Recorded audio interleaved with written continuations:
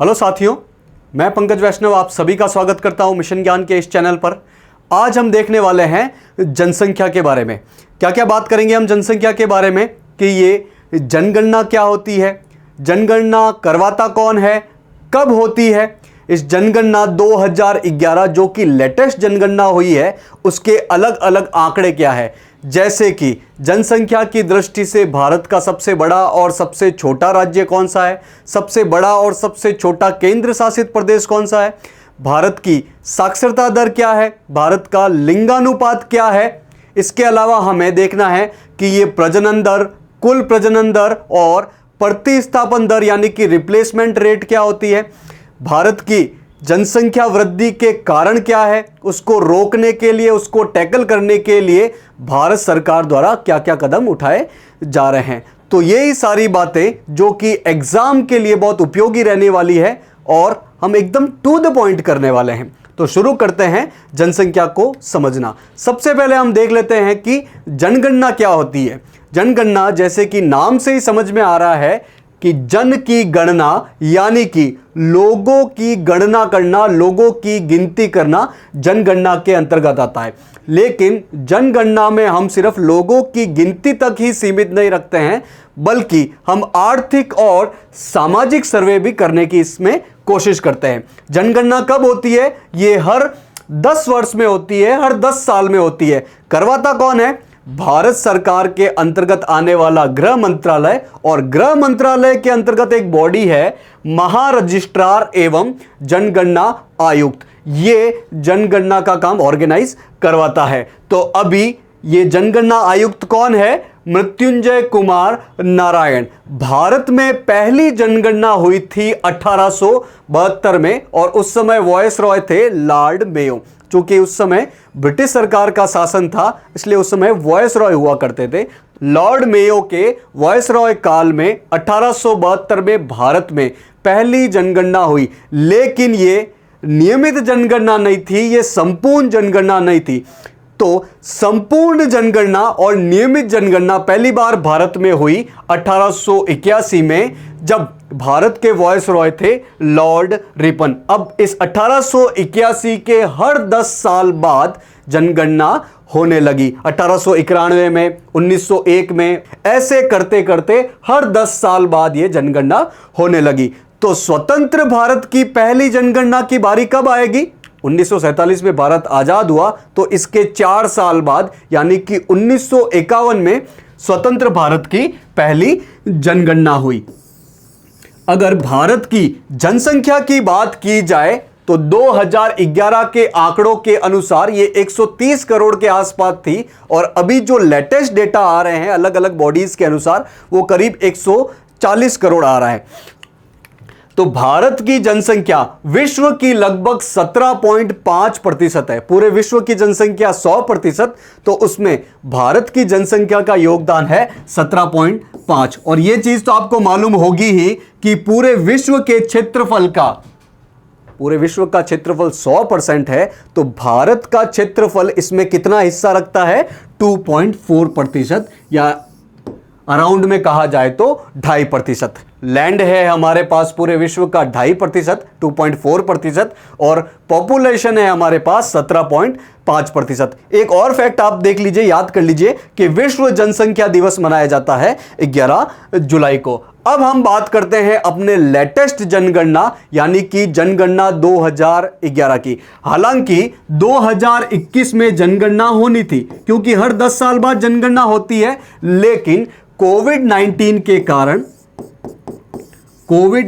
के कारण इस प्रोसेस को पोस्टपोन कर दिया गया, आगे खिसका दिया गया, और यह संभावना है कि 2023 के अंत में या 2024 के शुरुआत में यह जनगणना का प्रोसेस पूरा कंप्लीट हो जाए और इसके अलग अलग आंकड़े हमें देखने को मिलेंगे। ये 2011 की जनगणना जो थी वो 21वीं शताब्दी की दूसरी जनगणना है। 21वीं शताब्दी मतलब कि 2000 से लेके 2100, ये 100 साल का समय कहलाता है 21वीं सदी। तो इसमें पहली जनगणना हुई होगी 2001 में और इसकी दूसरी जनगणना हुई 2011 में। इसका नारा क्या था? हमारी जनगणना हमारा भविष्य। अब ये जनगणना के जब आंकड़े आए तो जनसंख्या के मामले में भारत में सबसे बड़ा राज्य पाया गया उत्तर प्रदेश। इसके बाद महाराष्ट्र, बिहार, पश्चिम बंगाल, ये जनसंख्या के मामले में भारत के टॉप 4 राज्य हैं जनगणना 2011 के अनुसार। और सबसे छोटा राज्य जनसंख्या की दृष्टि से सिक्किम। सिक्किम से थोड़ी सी जनसंख्या ज्यादा है मिजोरम की, मिजोरम से ज्यादा है अरुणाचल प्रदेश की, और अरुणाचल प्रदेश से थोड़ी सी ज्यादा है गोवा की। तो जनसंख्या के मामले में सबसे निचले पायदान पे है भारत का सिक्किम राज्य, और उसके बाद ये मिजोरम, अरुणाचल प्रदेश और गोवा, ये 4 न्यूनतम जनसंख्या वाले राज्य है। जनसंख्या घनत्व की दृष्टि से देखा जाए तो सबसे बड़ा राज्य है बिहार। जनसंख्या घनत्व क्या होता है? जनसंख्या घनत्व का मतलब होता है प्रति वर्ग किलोमीटर में कितने लोग रहते हैं। प्रति वर्ग किलोमीटर में 1/1 किलोमीटर के एरिया में 1/1 किलोमीटर क्षेत्रफल में कितने जनसंख्या है उसे कहा जाता है जनसंख्या घनत्व। देखो जनसंख्या की दृष्टि से तो सबसे बड़ा राज्य है यूपी, उत्तर प्रदेश, लेकिन जनसंख्या घनत्व की दृष्टि से मतलब कि प्रति वर्ग किलोमीटर में रहने वाले लोगों की संख्या के हिसाब से बिहार राज्य नंबर 1 पे है। और जनसंख्या घनत्व की दृष्टि से सबसे छोटा राज्य हो जाएगा अरुणाचल प्रदेश। जनसंख्या की दृष्टि से सबसे छोटा राज्य कौन सा है? सिक्किम, लेकिन जनसंख्या घनत्व की दृष्टि से सबसे छोटा राज्य है अरुणाचल प्रदेश। एक बार हम इन सारी चीजों को मैप पर देख लेते हैं। जनसंख्या की दृष्टि से सबसे बड़ा राज्य कौन सा है? उत्तर प्रदेश। और जनसंख्या की दृष्टि से सबसे छोटा राज्य कौन सा है? सिक्किम। ये 2011 की जनगणना के अनुसार है। 2021 की जब जनगणना होगी, जो कि 2023 के अंत में और 2024 में जिसके आंकड़े आने की संभावना है, उसमें हो सकता है ये सारे डेटा चेंज हो जाए। लेकिन हमें जब तक 2021 की जनगणना के आंकड़े ना आ जाए, 2011 की जनगणना के आंकड़े ही याद रखने हैं। तो 2011 की जनगणना के अनुसार सबसे ज्यादा जनसंख्या वाला राज्य कौन सा है? यूपी। और सबसे कम जनसंख्या वाला राज्य है सिक्किम। लेकिन जनसंख्या घनत्व के मामले में सबसे बड़ा राज्य है बिहार, और जनसंख्या घनत्व की दृष्टि से सबसे छोटा राज्य है अरुणाचल प्रदेश, जो कि भारत में सबसे पूर्वोत्तम, सबसे ईस्ट में स्थित राज्य है। अब वहीं केंद्र शासित प्रदेशों की बात की जाए तो केंद्र शासित प्रदेश क्या होते हैं? जैसा कि आप जानते होंगे कि भारत में प्रशासनिक दृष्टि से 2 प्रकार के क्षेत्र हैं, एक तो राज्य और एक केंद्र शासित प्रदेश। राज्य जो है उनकी अपनी सरकारें होती है और वो ही सरकारें उस राज्य को संभालती है, उसका प्रशासन संभालती है। लेकिन दूसरे क्षेत्र होते हैं केंद्र शासित प्रदेश। जैसा कि नाम से ही समझ में आता है कि ये केंद्र द्वारा प्रशासित प्रदेश है। इन क्षेत्रों का प्रशासन केंद्र द्वारा, सेंट्रल गवर्नमेंट द्वारा किया जाता है, राष्ट्रपति द्वारा किया जाता है।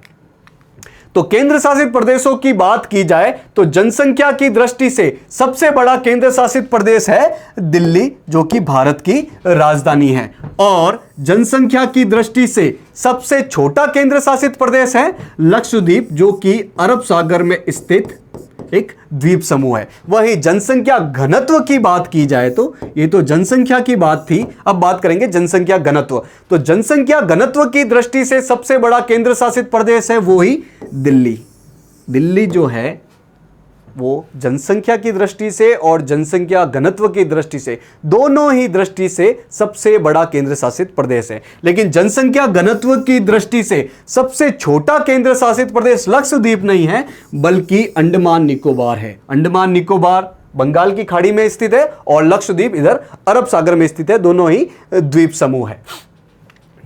जनगणना 2011 में देख लेते हैं लिंगानुपात क्या था। लिंगानुपात क्या होता है? प्रति हजार पुरुषों पर महिलाओं की संख्या कितनी है उसे ही कहा जाता है लिंगानुपात। तो भारत के संदर्भ में देखा जाए तो 1000 पुरुषों पर 943 महिलाएं हैं, 943 महिलाएं हैं, करीब 57 का गैप है। ये एवरेज की बात है, पूरे भारत की बात है। और सर्वाधिक लिंगानुपात वाले राज्यों की बात की जाए तो केरल सबसे टॉप है लिंगानुपात में। यहां पर 1084 महिलाएं हैं प्रति 1000 पुरुषों पर। भारत का एवरेज है 943 यानी कि महिलाएं कम है। लेकिन केरल सबसे सदर्न स्टेट माना जाता है, सबसे दक्षिणतम स्टेट माना जाता है केरल और तमिलनाडु।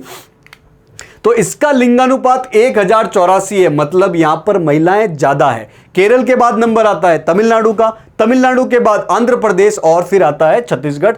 तो लिंगानुपात में टॉप 4 राज्य ये है और इसमें भी सबसे टॉप पर है केरल 1084 लिंगानुपात के साथ। लिंगानुपात के मामले में सबसे नीचे पायदान पे है हरियाणा, जहां पर है 879 महिलाएं 1000 पुरुषों पर।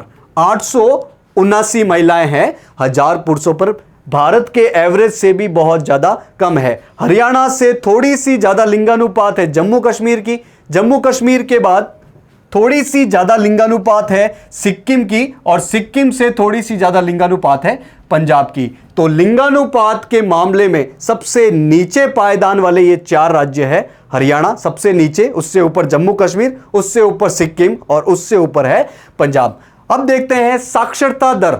साक्षरता दर जानने से पहले हम देखते हैं कि किस व्यक्ति को साक्षर कहा जाएगा। पहले तो सारी जनसंख्या को नहीं देखना है, जनसंख्या के उसी पार्ट को देखना है जिनकी उम्र 7 या 7 साल से ज्यादा है। 7 साल से कम वाले को नहीं गिनना है। 7 या 7 साल से ज्यादा के वो लोग जिन्हें किसी भी भाषा में पढ़ना और लिखना आता हो वो साक्षर कहलाते हैं। 7 या 7 साल से उम्र के वो व्यक्ति जिन्हें किसी भी भाषा में पढ़ना और लिखना आता हो उसे क्या कहा जाएगा? साक्षर कहा जाएगा। अब साक्षरता दर क्या होगी? पूरी पॉपुलेशन में आप 7 या 7 वर्ष से ज्यादा के लोग को देख लो। अब उन लोगों में देखो कि किन लोगों को किसी भी भाषा में पढ़ना और लिखना आता है, फिर इसका जब अनुपात निकालोगे तो जो उत्तर आएगा वो ही कहलाएगा साक्षरता दर। तो भारत में साक्षरता दर है 73%, 73%। यानी कि 7 या 7 साल से ज्यादा के 100 व्यक्तियों में 73 लोग ही साक्षर है। 73 लोगों को ही किसी भी भाषा में पढ़ना और लिखना आता है। अगर पुरुषों की सिर्फ पुरुषों की साक्षरता दर की बात की जाए तो यह है 80.9%, 80.9%। और सिर्फ महिलाओं की बात की जाए तो महिलाओं की साक्षरता दर है 64.6, 64.6%। सबसे ज्यादा साक्षरता प्रतिशत वाले राज्यों की बात की जाए तो केरल टॉप पर है। लिंगानुपात में भी केरल टॉप पर है और साक्षरता के मामले में भी केरल टॉप पर है। यहां साक्षरता दर है 94%। यहां के 7 या 7 साल से ज्यादा के 100 लोगों में 94 लोगों को किसी भी भाषा में पढ़ना या लिखना आता है। केरल के बाद नंबर आता है मिजोरम का, थोड़ी सी कम साक्षरता दर है। मिजोरम के बाद नंबर आता है गोवा का और गोवा के बाद नंबर आता है त्रिपुरा का। तो साक्षरता दर के मामले में ये टॉप राज्य है भारत के, और इसमें केरल 94% साक्षरता दर के साथ टॉप पर है। साक्षरता दर में सबसे निचले पायदान पे है बिहार, जिसमें 61.8% लोग ही साक्षर है। बिहार के बाद थोड़ी सी ज्यादा साक्षरता दर है अरुणाचल प्रदेश में। अरुणाचल प्रदेश के बाद थोड़ी सी ज्यादा साक्षरता दर है राजस्थान में, और राजस्थान के बाद थोड़ी सी ज्यादा साक्षरता दर है झारखंड में। तो साक्षरता दर के मामले में भारत के सबसे निचले पायदान वाले 4 राज्य ये है, और इसमें सबसे निचले पायदान पे बिहार है 61.8, 61.8% साक्षरता दर के साथ। यदि केंद्र शासित प्रदेशों की बात की जाए तो सबसे ज्यादा साक्षरता दर वाला केंद्र शासित प्रदेश है लक्षद्वीप। लक्षद्वीप अभी हमने देखा था अरब सागर में है और द्वीपों का समूह है। और वो केंद्र शासित प्रदेश जहां पर साक्षरता दर सबसे कम है वो है दादरा और नगर हवेली। हालांकि दादरा और नगर हवेली 2019-20 में दमन और दीव के साथ मर्ज कर दी गई है, और अब ये दमन और दीव और दादरा और नगर हवेली ये पूरा एक नाम मिला के एक ही केंद्र शासित प्रदेश है, लेकिन चूंकि ये आंकड़े 2011 के अनुसार है इसलिए हम 2011 को आधार मानकर ही पढ़ रहे हैं। बात करते हैं कुछ कंसेप्ट की। प्रजनन दर, कुल प्रजनन दर यानी कि टोटल फर्टिलिटी रेट, और प्रतिस्थापन स्तर यानी कि रिप्लेसमेंट रेट की एक एक करके बात करते हैं। पहला है प्रजनन दर। प्रजनन दर क्या होता है? बच्चा पैदा कर सकने वाली आयु में 1000 महिलाओं पर कितने बच्चे, कितने जीवित बच्चों की संख्या है। बच्चा पैदा करने वाली आयु कौन सी होती है महिलाओं की? माना जाता है 15 से 49, 15 to 49। इस एज में जो महिलाएं होती है उसको माना जाता है बच्चा पैदा कर सकने वाली आयु। तो जो महिलाएं इस एज में है, ऐसी 1000 महिलाओं पर कितने जीवित बच्चों का जन्म हुआ है उसे कहा जाता है प्रजनन दर। तो फिर कुल प्रजनन दर क्या है? कुल प्रजनन दर में हम 1000 स्त्रियों की बात नहीं करेंगे, 1000 महिलाओं की बात नहीं करेंगे, हम एक महिला की बात करेंगे।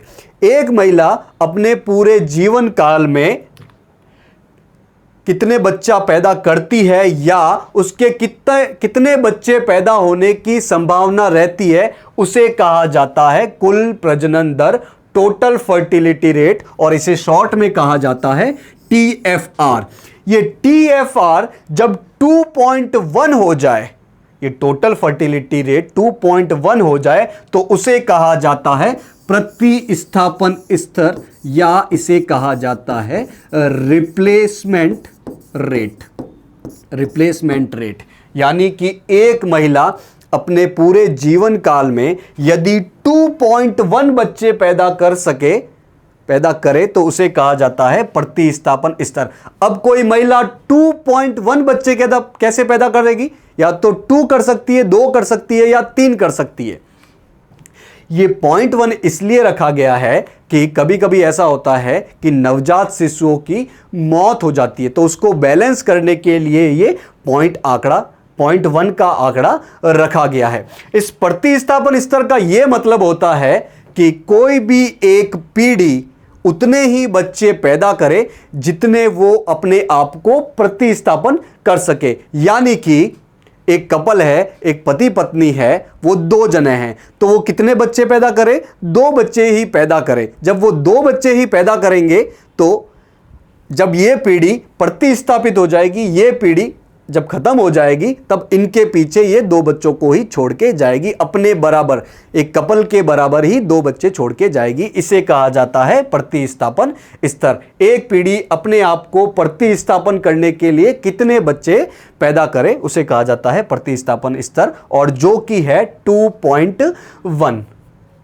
अब जैसा कि आप जानते होंगे कि 2011 के आंकड़ों के अनुसार भारत की जनसंख्या 2011 के आंकड़ों के अनुसार भारत की जनसंख्या लगभग 130 करोड़ थी। और अभी अलग अलग बॉडीज के जो आंकड़े आ रहे हैं, अलग अलग संस्थाओं के जो आंकड़े आ रहे हैं, उनके अनुसार 2023 में जनसंख्या है करीब 140 करोड़ के आसपास। अब भारत में इतनी ज्यादा जनसंख्या होने के कारण क्या है? पहला कारण है जीवन प्रत्याशा में वृद्धि। जीवन प्रत्याशा मतलब कि एक व्यक्ति कितनी उम्र तक जिंदा रहेगा उसे कहा जाता है जीवन प्रत्याशा। जीवन के प्रति आशा, जीवन के प्रति आशा उम्र में देखी जा रही है। यहां पे चूंकि भारत में स्वास्थ्य सेवाओं का विस्तार हुआ है और स्वास्थ्य सेवाओं की क्वालिटी भी बढ़ी है, इसलिए अब लोगों की उम्र बढ़ने लगी है, वो लंबी उम्र तक जिंदा रहने लगे हैं और वर्तमान में करीब 70 वर्ष की आयु तक एवरेज लोग जिंदा रहते हैं। जीवन प्रत्याशा 70 वर्ष है। तो जीवन प्रत्याशा में वृद्धि के कारण अब जनसंख्या में वृद्धि दिखाई देती है।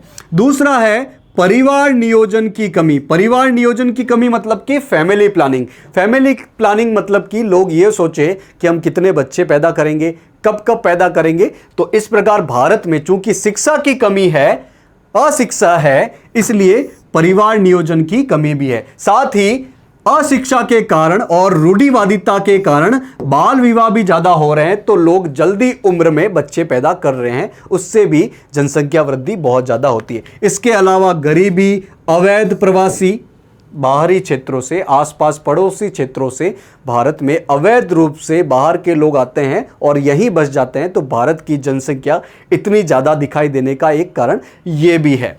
अब इसके नुकसान भी बहुत ज़्यादा है, जैसे कि गरीबी और बेरोजगारी। लोग ज़्यादा है और उनके सामने सरकारें या प्राइवेट लोग इतने ज़्यादा रोजगार पैदा नहीं कर पा रहे हैं, इसलिए बेरोजगारी भी बहुत ज़्यादा बढ़ रही है और बेरोजगारी के कारण फिर गरीबी भी बढ़ती है। गरीबी के और भी कारण है।